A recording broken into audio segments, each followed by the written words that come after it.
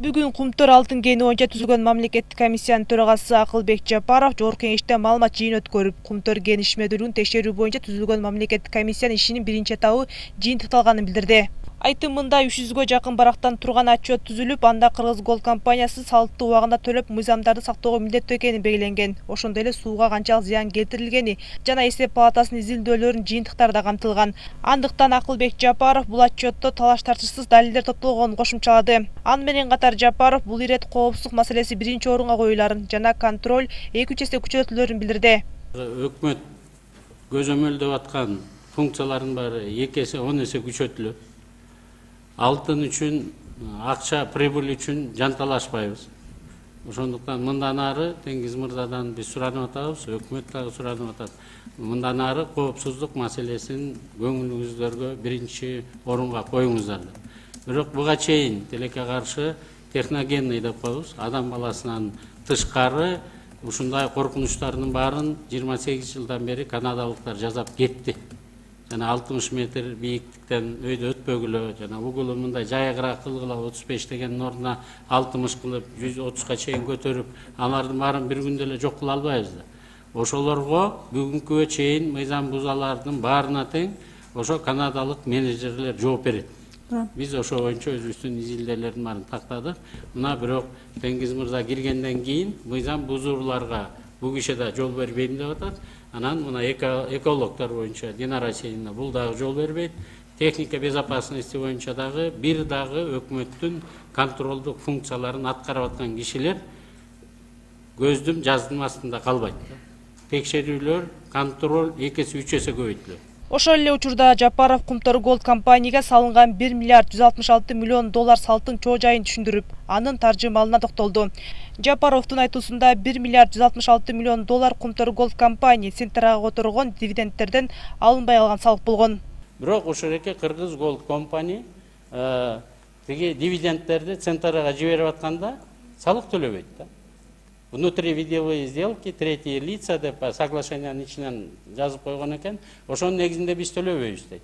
Анан биздикилер макулдай берген экен. Канададан жанагы Центра компаниясы, Канаданын компаниясы, Кыргызстандын Кыргыз алтын компаниясы өзүнүн кожоюнуна 26% бар эле да. Мурун 32% бар болчу.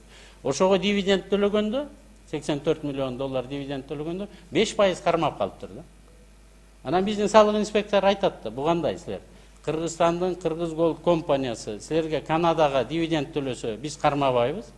А силер Канаданын эмеси компаниясы Кыргызстандын компаниясына өзүнүн кожоюнуна дивиденд берсе, аналогичный зеркальный случай да.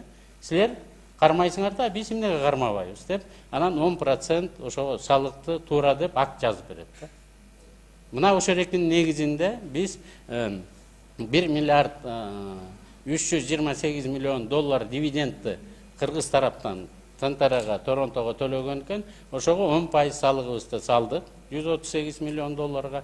Анан ошого пенянан штрафтарды коюп туруп, баарын чогултканда 1 миллиард 166 миллион доллар. Буга улай эле Акылбек Жапаров экологиялык зыян келтирилгенде талашсыз далилдене турганын билдирди. Анткени Жапаровдун айтымында экологиялык зыяндын айынан 60 адам майып болуп, 19 адам каза болгон. Бирок бардык фактылар боюнча жабырлануучу тараптын дооматтарынын жоктугуна байланыштуу иштер токтотулуп калгандыктан кайра эми жанданарын айтты. Тагыраагы Жапаров 2018-жылы жана 2020-жылы каза болгондор боюнча кылмыш иши кайрадан жанданат деп билдирди. 66 кишибиз майып болгон экен. Ошонун ичинен 19 киши каза болгон. Бир да жолу чет элдиктер келген. Алардын орто айлыгы эле 51 миң доллардан ашып турган экен. Айрымдардыкы бир жылда 1 миллион, 2 миллион долларга чейин айлык алып туруп, биздин адамдардын ден соолугуна, өмүрүнө зыян келгенде биз эчтеке күнөөбүз жок деп акырын сразу Кыргызстандан чыгып кетишкен, качып. Ошо технологиянын баары бузулгандыктан жана биздин 19 кишибиз каза болуп, бирок ушу өзүлөрү эле күнөөлүү. Же болбосо ошол жерде иштеп аткан бригадир же мастери күнөөлүү деп эле бүт баары тең, стороналардын баары эмелери жок, талаптары жок бизге. Ошондуктан биз жаптык деп эле кылмыш иштерин баарын жаба берген экен. Бул боюнча дагы 18-жылы каза болгон биздин жарандарыбыз, 20-жылы каза болгон жарандарыбыз боюнча кылмыш иштери кайра башталды. Биздин бул боюнча менеджментке дагы абдан көп претензияларыбыз бар. Ал эми жыйында Кумтөр Голд компанияга тыштан башкаруучу болуп дайындалган Теңиз Бөлтүрүк азыркы тапта Кумтөрдө өндүрүш туруктуу иштеп жатканын айтып, мындай кырдаалда кызматкерлердин айлыгы азайбай турганын билдирди. Тагыраагы Бөлтүрүктүн айтуусунда Кумтөр алтын геништетип кетүү үчүн ай сайын $20 миллион сатып алууларга, $4 миллион кызматкерлердин айлык акысына, $11 миллион салык төлөө үчүн керектелет. Учурда Кумтөр алтын геништетип кетүү үчүн каражат бар. Первый источник у нас есть дивиденды Кыргызалтына, который накопил он исторически. Эта сумма примерно $20 миллионов. Вот, эта сумма будет переведена на наш счет. Мы начали продавать золото, продавать золото через Национальный банк. Национальный банк теперь будет оплачивать это золото. Это золото физически будет уже теперь не выезжать за пределы Кыргызстана, не как раньше в Швейцарию. Это золото будет оставаться в хранилищах Национального банка. А деньги у Национального банка они есть. Вот. И это примерно вот буквально сегодня, вернее вчера, партия первая, она готова, мы ее продали. Это примерно сделка на $29 миллионов. Эти деньги поступят тоже на наш счет на днях. У нас 49 миллионов есть, то есть для операционной деятельности у нас уже есть деньги. Ну и сейчас идут переговоры о получении револьверного кредита, примерно тоже на 20 миллионов. На 25 миллионов. На $25 миллионов. Это все сделку переговорим с Минфином. Тоже это будет буквально сделано. Чтобы вот кризис буквально мы пережили первый месяц-два. А дальше золото мы выпускаем в месяц примерно более чем на $50 миллионов.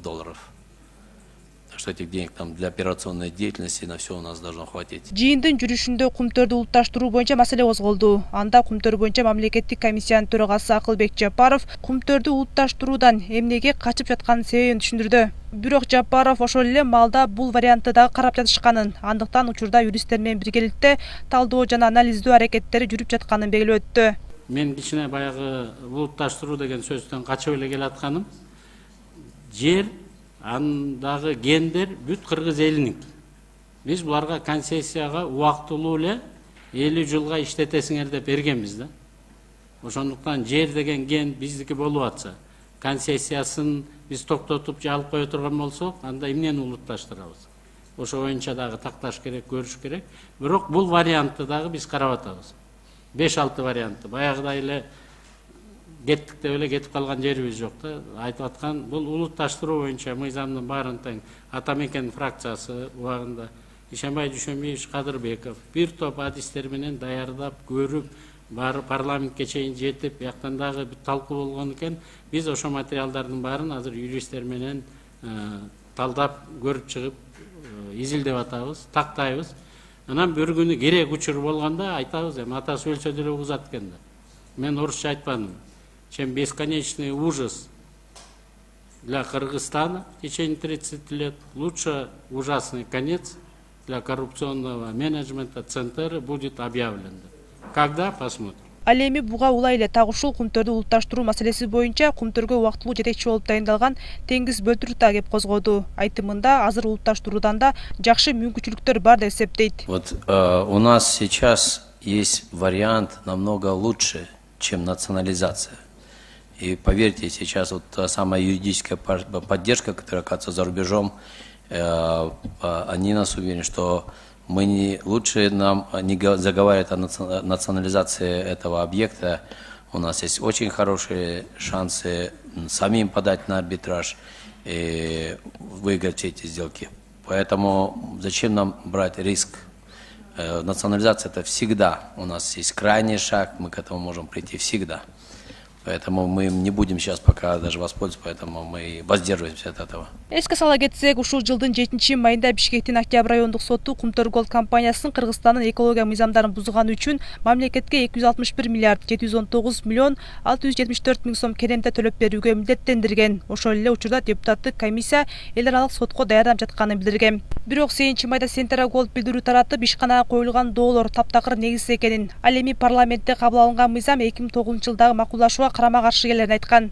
Бирок министрлер кабинети 17-майда Кумтөр Голд ишканасына убактылуу тыштан башкаруучу киргизип, алтын гендеги өндүрүштү өз көзөмөлүнө алды. Ошондой эле Кумтөр ген ишмерүүнү текшерүү боюнча түзүлгөн депутаттык комиссиянын иши дагы 3 айга узартылды. Белгилей кетсе, Кумтөр Кыргызстандагы эң чоң алтын кендердин бири. Аны канадалык Centera Gold компаниясы иштетет. Кыргызстандын үлүшү 26% түзөт. Бирок белгилей кетчү жагдай Кумтөрдүн айланасында маселе бүгүн эле козголгон жок. Тагыраагы буга чейин 1990-жылдардан бери эле такай жаңжал орун алып, аны иликтөө максатында бир нече парламент жана өкмөттүк комиссия түзүлгөнү менен, бирок андан эч кандай майнап чыкпаганы сынга алынып келинет.